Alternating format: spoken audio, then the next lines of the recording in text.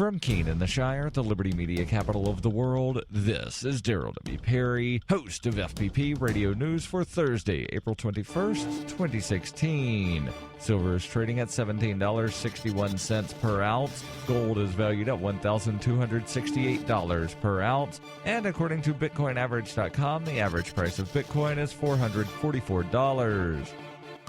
Antiwar.com reports a new proposal by Representative Doug Lamborn of Colorado, which has the backing of the House Armed Services Committee, is set to once again break the budget on Pentagon spending, aiming to stop planned cuts in the number of troops the Pentagon has. The Pentagon expects to grow its budget annually, of course, but is shifting money away from paying for soldiers to paying for costly weapons programs, ships, and warplanes. If the proposal gets through, they'll be forbidden from making that shift, meaning they either have to shift money back out of the other programs or get more money. On top of that, the Lamborn proposal forbids the Pentagon from making any base closures anywhere in the U.S. The Pentagon has complained that by 2017 they'll have 20% excess bases and that about 33% of Army bases within the U.S. are extraneous. Representative Lamborn presented the move as an effort to keep America safe, though a major factor is his desire to prevent any decrease in the number of troops at Fort Carson in his home state. Influential congressmen have been blocking needed base closures for years on this basis, fearing lost votes if the bases close.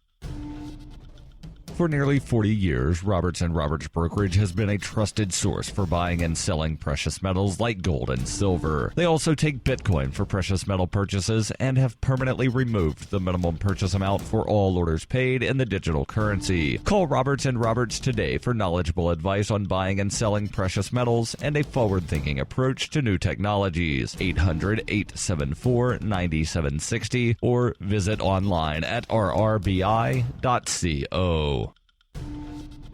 UPI reports after months of speculation, lobbying, and debate, the Treasury announced on Wednesday prominent American anti-slavery crusader Harriet Tubman will replace President Andrew Jackson on the $20 bill. Secretary Jack Lew confirmed Tubman's selection during an announcement and an open letter online on Wednesday. The Treasury also announced coming changes for the $10 and $5 bills as well. Lew said Alexander Hamilton will stay on the $10 bill after plenty of discussion from proponents of why the 20 is a better choice for the redesign. Tubman won a poll organized last year by the Women on 20s campaign, which attracted more than 600,000 voters. Tubman beat former First Lady Eleanor Roosevelt, civil rights activist Rosa Parks, and Cherokee Nation leader Wilma Mankiller. The reverse of the new $20 bill will display the White House and an image of Andrew Jackson. The reverse of the $10 bill will honor the heroes of the women's suffrage movement and depict the March of 1913, a march for women's suffrage from the U.S. Capitol to the steps of the Treasury Department. The reverse of the new $5 bill will depict the historic events that occurred at the Lincoln Memorial. The Treasury said all three new bills will be put into circulation as soon as possible, but did not give a definitive timetable.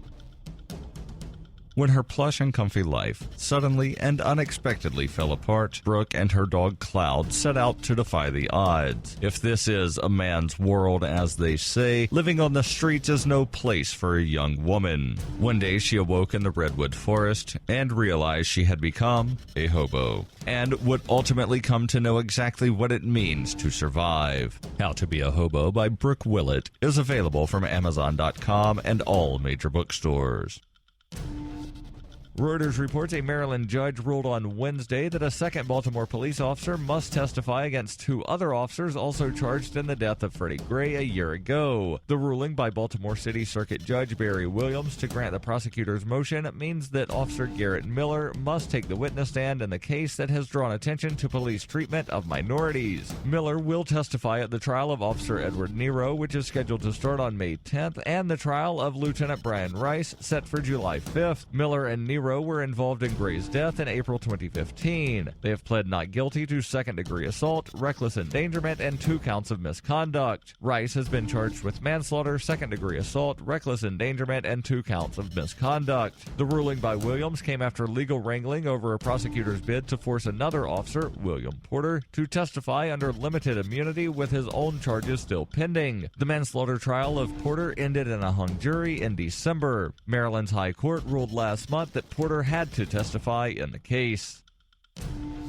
This has been FPP Radio News, online at fppradio.com.